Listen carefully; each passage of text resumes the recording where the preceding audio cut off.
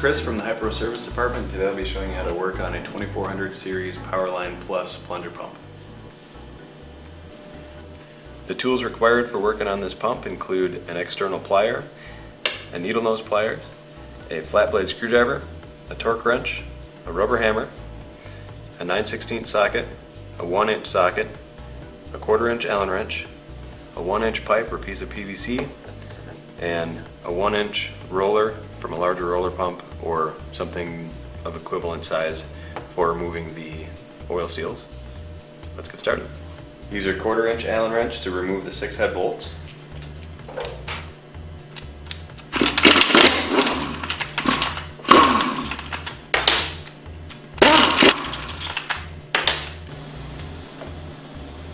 Rotating the crankshaft can help to separate the head from the crankcase.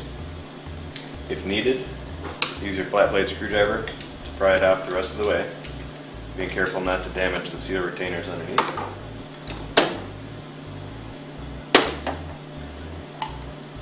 Remove the backup rings and the high pressure seal. If needed, you can use your external pliers to remove these and inspect them for any cracking, damage, scratches on the inside, or melting from running the pump dry. Repeat for each cylinder. Sometimes the backup rings or one of the other components may come out with the head and stick in here, or they might stick on to the plunger itself. Next thing would be to remove these seal retainers to look at the low pressure seals and the seal rings. Remove that washer, and then this is your low pressure seal. You'll want to inspect that for any deep scratches, melting from running the pump dry, or other damage. Use your flat blade screwdriver to remove that, paying attention to its orientation. It goes in with that groove facing this way up towards the top of the head. Then we can pull off these retainers and inspect the O-ring and seal ring for any damage or deep scratches. These seals are all included in the repair kit. Repeat for the other 2 plungers. Now that we've inspected the packings for wear and damage, the next thing to do is to take a look at the valves. Use your 1-inch socket to remove the valve caps.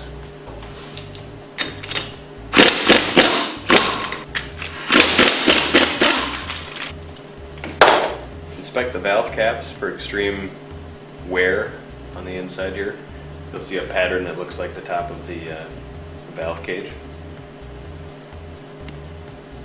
The next thing would be to remove the valves themselves. Use your needle nose pliers to remove the valves. And you'll want to check for any obstructions in the valve or a broken spring. Use your flat blade screwdriver to separate the seat from the cage and inspect the spring, the poppet for any pitting or abrasion, and also the valve seat for pitting. Replace if necessary. Checking the valves for wear and obstructions is one of the first things you'd want to do if you've experienced a loss of pressure. It can also be caused by wear in the head, or a clogged strainer, or too small of an inlet line. Remove the valve O-rings with the screwdriver and inspect the surface area that the valve sits on. It should be smooth all the way across. If you feel a step in it, the head is beginning to wash out and should be replaced. Here's an example of a washed out head. Notice the step on this surface area. That head should be replaced. Now that we've inspected the wet end components, we can check the plunger area, and also if the pump has been leaking oil from this weep hole area, we'll want to change out the oil seals. First thing that you need to do is remove these plungers by taking your 9/16 socket and removing the nuts.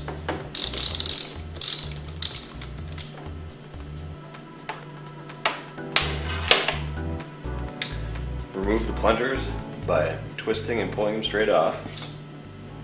And you'll want to inspect these for any deep scratches or chips. Replace if necessary.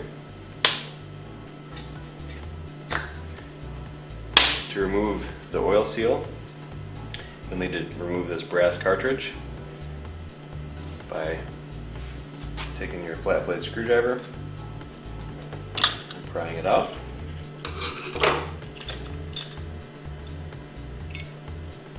Sling a ring. This is your oil seal. Inspect that for any damage, deep scratches, and also you can inspect the lower plunger for any deep scratches as well that may cause a leak. Next thing will be to remove the oil seal from this cartridge.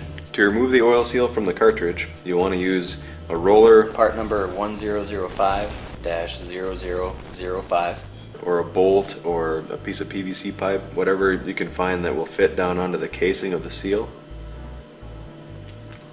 And press it out.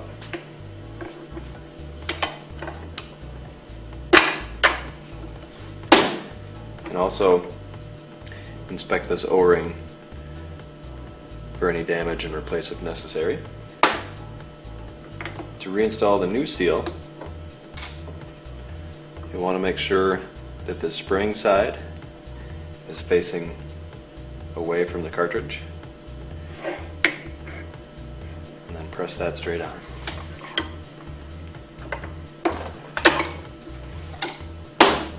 That's it.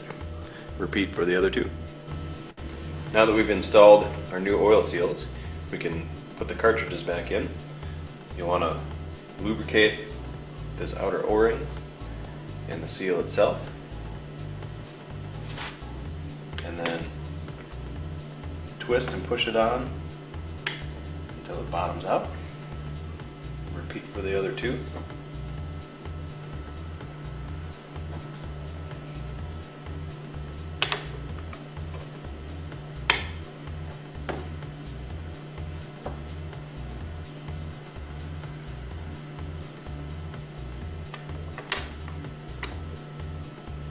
You want to be careful not to roll the lip of that seal over and pop the spring off of it. That's why you lubricated it, twist it as you put it on. Put the slinger rings back on. Inspect these O-rings and backup rings for any damage and replace if necessary.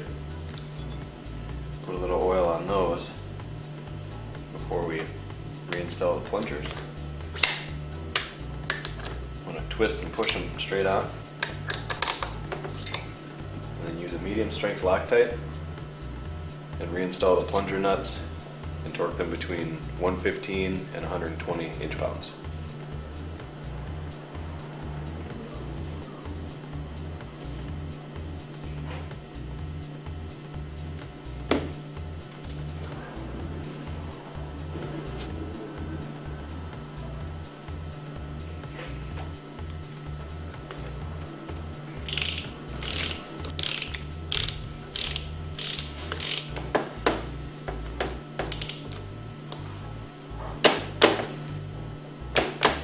Wipe off any excess Loctite that's left over, and we can begin reassembling the head. Next, we'll put the valves back into the head. We'll want to reassemble these with the spring in the cage first, and then we want to face this poppet in this way, and then snap the seat back into the cage. We'll put our valve O-rings back in.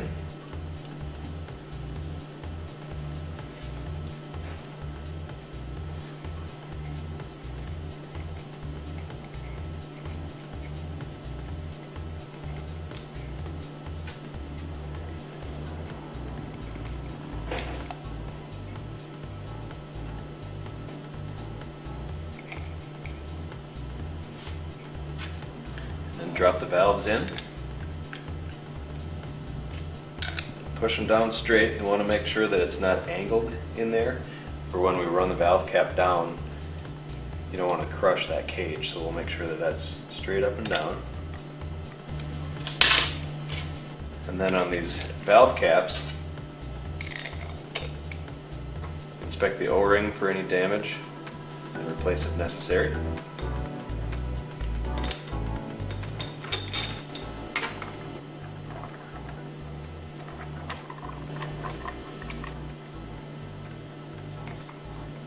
And then torque these valve caps to 85 foot-pounds.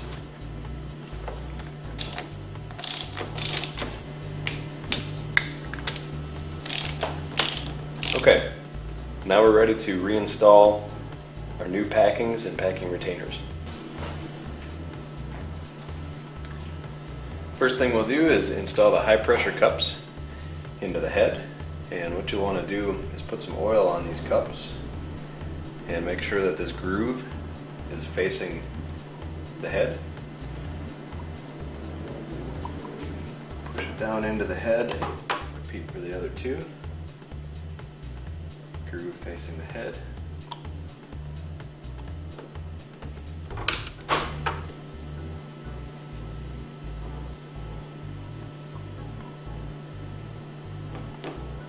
Okay. Now the rest of these packings and retainers we'll actually put onto the plungers before we put the head on. So take these retainers and put the outer O-ring on them. Slide those on. Put oil on that O-ring.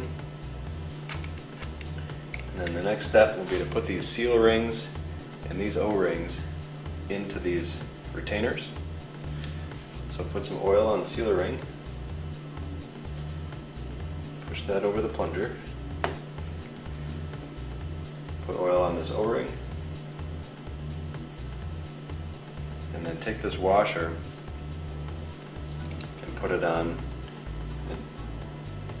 We'll want to push that O-ring over the seal ring until that washer bottoms out. You may need to use a piece of pipe or PVC. And repeat for the other two. That seal ring, put some oil on it. Push that onto the plunger. Put some oil on this O-ring. You want to be careful not to distort these rings. If you crease it, throw it away and put a new one in there.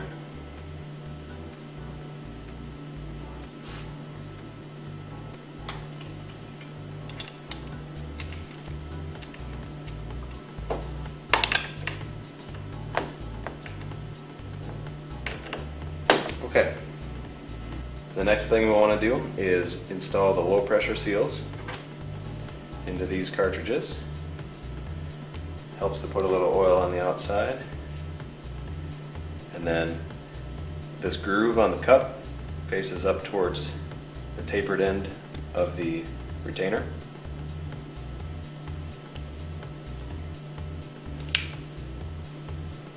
And then push that straight onto the plunger.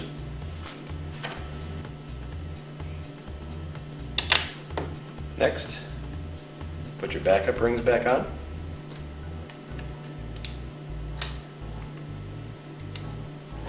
And now we can reinstall the head and torque the bolts.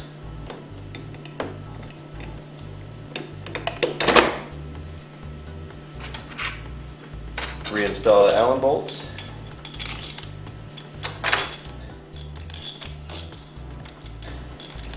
Torque to 170 inch-pounds.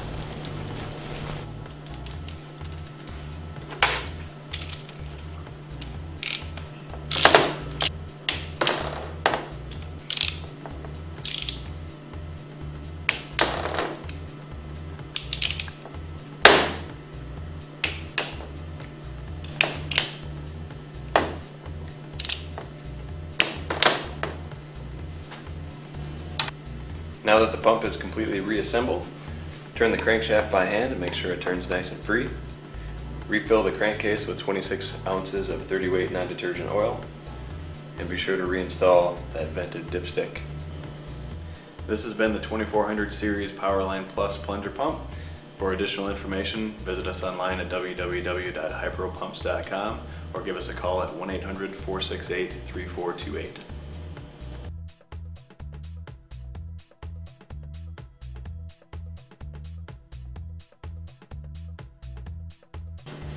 To change the shaft orientation from standard to left-handed, you'll need to remove the head and then put the pump into a vise to remove the cover and side covers. After securing the pump into a vise, use your 1/4 inch Allen wrench to remove the end cover bolts.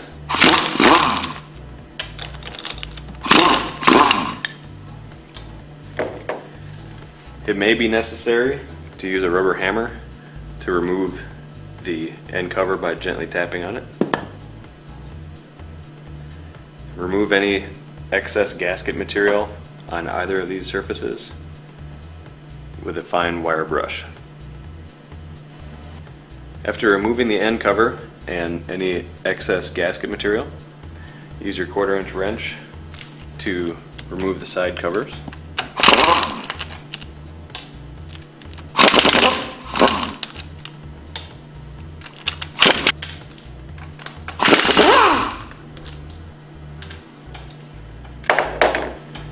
It may be necessary to use a rubber hammer and tap on the corner of the side cover so you have more to grab onto and pull it straight off. Remove the other side cover the same way. And now remove the crankshaft by twisting and pulling it out. And since you have the head off, you can move the plungers up and down as necessary to line it up with the lobes of the crankshaft for removal.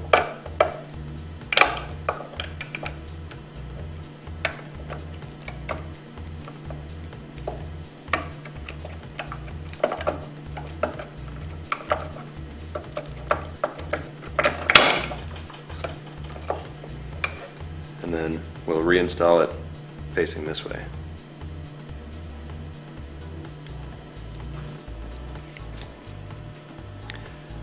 Before reinstalling the crankshaft, apply some oil to the lobes of the crankshaft and also to the inside of the connecting rods. And make sure these surfaces are clean of any dirt. When reinstalling, begin with the center lobe facing down, and from underneath, adjust the height of the plungers as necessary to match up and slip the lobes of the crankshaft through it without forcing it.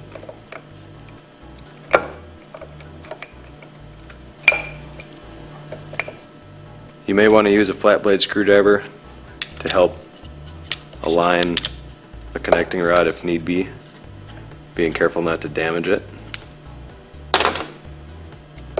You shouldn't need to force these in here if everything is lined up.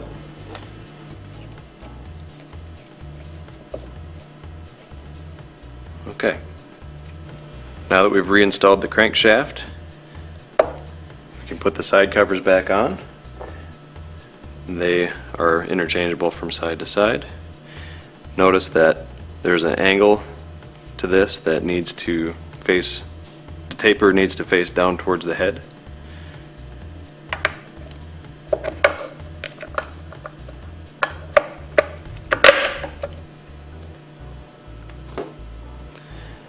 Apply a small amount of oil to the inside of this seal before reinstalling this side cover.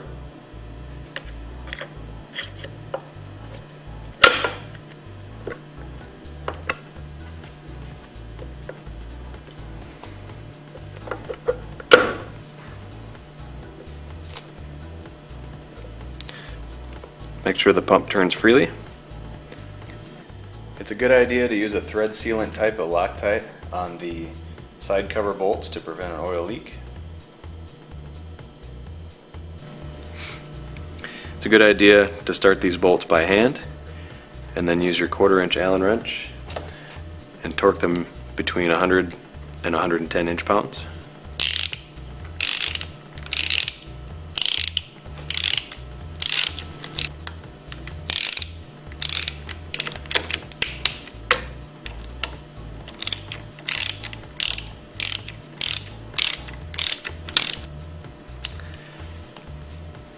After torquing down the side cover bolts, turn the crankshaft again and make sure that it turns freely.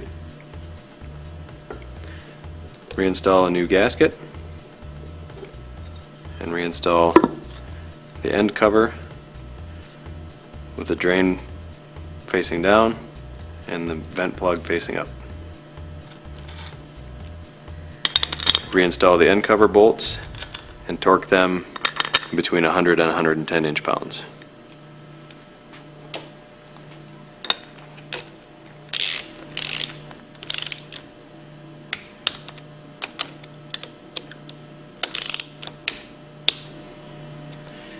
After torquing down the end cover, remove the pump from the vise and reinstall the head.